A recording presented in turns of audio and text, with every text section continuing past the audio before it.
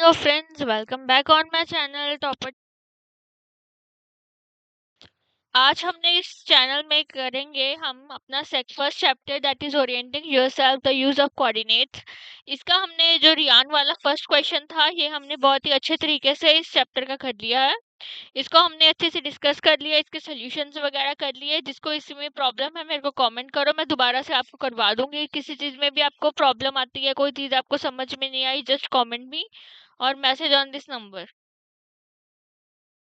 Okay, इसके बाद है हमारा सेकंड क्वेश्चन। सेकंड क्वेश्चन की हमने 1 2 3, इस सेकंड क्वेश्चन का हमने this one part, second part and third part कर लिया था। फोर्थ पार्ट मैंने आपको दिया था होमवर्क के लिए। अगर आपने होमवर्क कर लिया तो बंद कर दीजिए, मतलब कमेंट कर दीजिए और मेरे को बताना कि इसका आंसर क्या आया। मैं इसका सोल्यूशन आपको दे रही हूँ। चलिए, तो क्वेश्चन क्या है फोर्थ का। So, Rian room door leads from dining room, which has a length of 18 feet and width is 15 feet. The length of the dining room extends from point P to A. So, this is our point P. यहाँ से लेके हमारी जो length है वो कितनी है? This, यहाँ से अगर हम स्टार्ट करें तो 18 फीट, यही बोल रहा है। और जो विड्थ है हमारी फ्रॉम पी पॉइंट कितनी है, यहाँ से अगर लेके चलें तो 15 फीट, ये बताया हुआ है इस क्वेश्चन में। The length of the dining room extends from point P to A. Sketch the dining room and mark the coordinates of the corners. तो क्या बोला इन्होंने? ऊपर की तरफ हमारी थी y एक्सिस, इस तरफ है हमारी कौन सी एक्सिस है? जैसे इन्होंने ग्राफ दिया है x एक्सिस।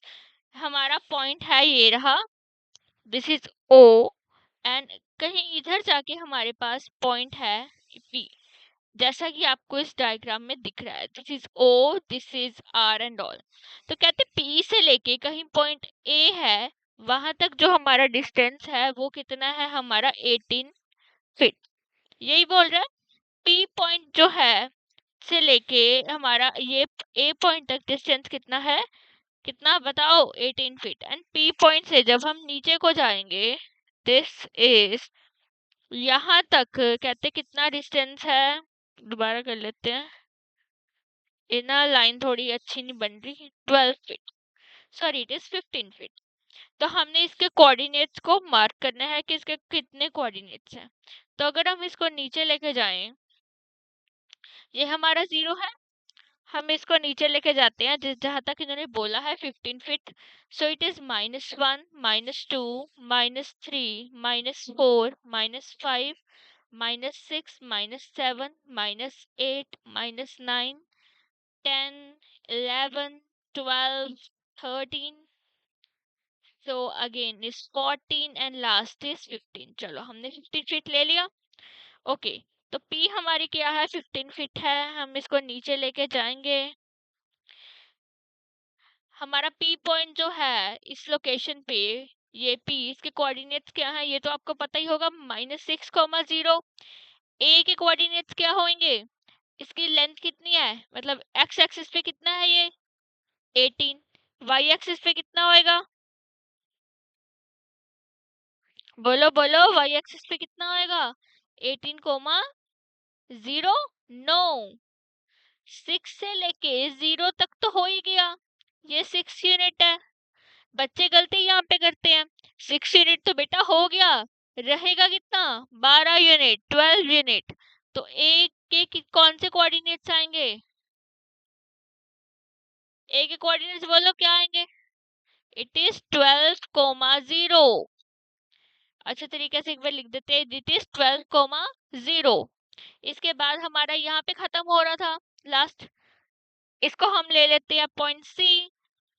एक्स एक्सिस से कितना दूर है? -6। वाई एक्सिस कितनी है? -15।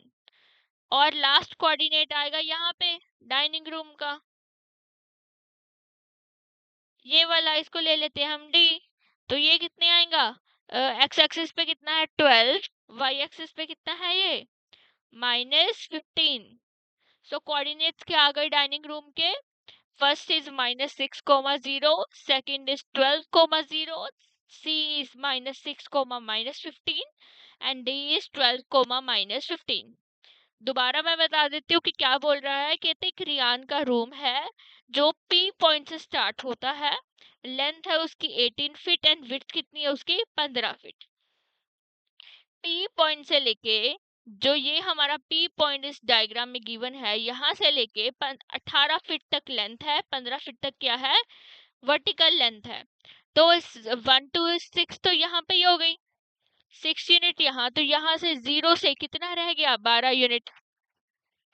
मतलब यहाँ 0 से लेके 12 तक, 12 तक हमारे पास क्या है 18 फीट हो गया, नीचे कितना है हमारा 15 फीट। उसके अकॉर्डिंग हमने ये चारों कोऑर्डिनेट्स को क्या कर देना है, प्लॉट करना है।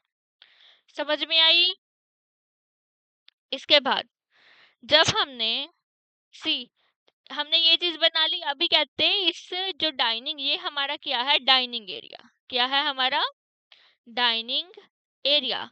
इस एरिया में कहते हैं हमें कि एक मिडल में हमारे को एक डाइनिंग टेबल चाहिए which is 5 feet to 3 feet dining table precisely in the center of the dining room।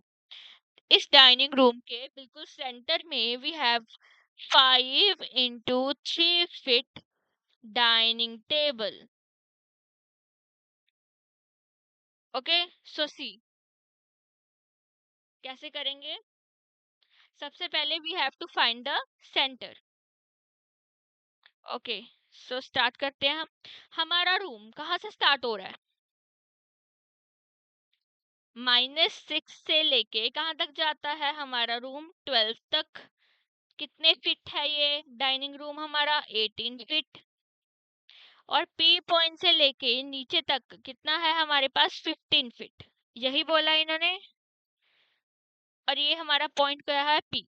ठीक है, ये कितना है -6, 0 and this is 12, 0 and this point is that is -6, 15 and this last point that end at 12, it is 12, -15। तो हमने ये है हमारा ओरिजिन, दिस इज अवर ओ। सो हमने कहीं यहाँ पे एक डाइनिंग टेबल को प्लॉट करना है और उसकी डायमेंशंस लिखनी है। ये जो डाइनिंग टेबल होना चाहिए वो हमारे सेंटर में होना चाहिए, ये उसकी कंडीशंस है। समझ में आई। तो क्या लिखेंगे, सबसे पहले ये जो हमारा डाइनिंग रूम है इसकी जो एक्स एक्सिस है ये 0, ये x is equals to -6 to x is equals to 12 तक जा रही है। -6 से लेकर 12 तक जाती है। इसमें कोई बच्चे को प्रॉब्लम हो, कोई प्रॉब्लम नहीं। ओके, अभी बताओ जो हमारी y एक्सिस है वो 0 से कहाँ तक जाती है -15 तक। 0 से कहाँ तक जाएगी -15 तक। जो हमारी x एक्सिस है वो कहाँ तक जाएगी -6 टू 12 तक। ठीक है, अभी देखो टेबल की इन्होंने हम यहाँ से कर रहे हैं, टेबल इन्होंने कितना फीट का बोला है 5 into 3 फीट, यही बोला है।